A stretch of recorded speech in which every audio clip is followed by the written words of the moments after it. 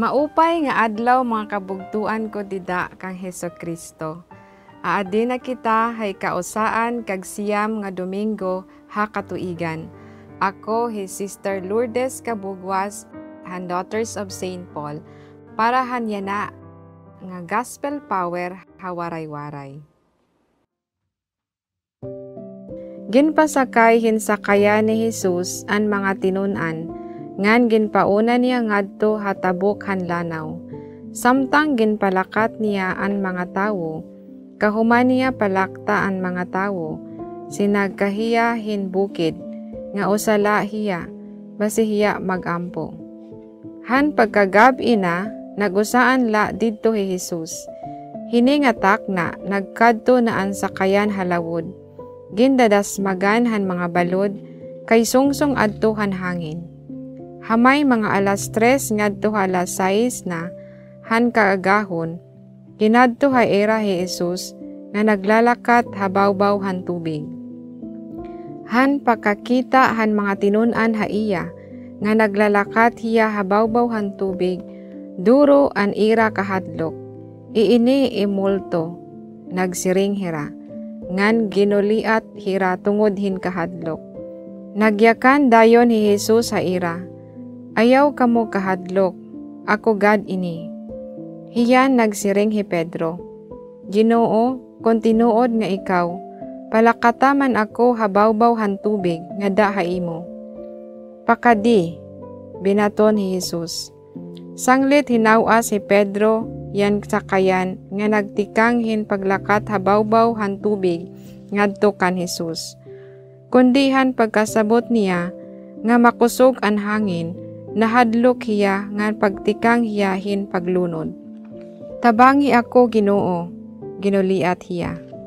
Kinaptan ngan binutong hiya dayon ni Jesus, ngan signon, pagkaguti ay han imo pagtuo, kay ano nga nagruhad-duha ka, sinakay hirahan sakayan ngan hinugpoy han hangin, nagsimba kan Jesus an mga tinunan nga nakada han sakayan nga nagsiring hira, matuod god nga ikaw amo an anak han Dios.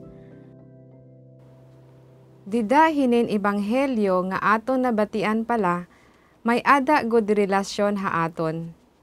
Dinhi hini nga higayon, napamatud-an an aton eksperyensya, hinin aton kabuhi, o di ngani napalya kita, partihan aton pagtuo. He Pedro naglaladawan ha aton nga tanan, nga diin kita natitigdaan hin kalipay, ngan pag-usyoso, bahin han Ginoo, ug han aton relihiyon.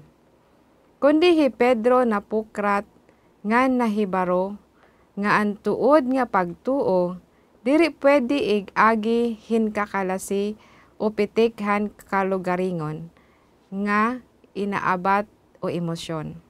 Kundi ini nagpapadig-on han permi nga pagkita, ngan pagsunod kan Kristo, nga diri kita pwede bumulag, ngan mahirayo han dalan ni Jesus.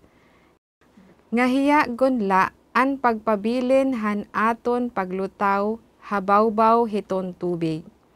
Sanglit dida hiton aton pagkiwa o baggios kontra han makusog nga subasko han hangin ug dagko nga mga balod nga aton na atubang hinin aton paglakaton han kinabuhi.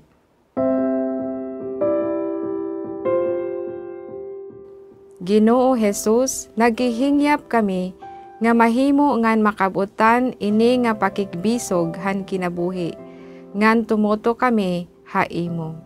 Amen.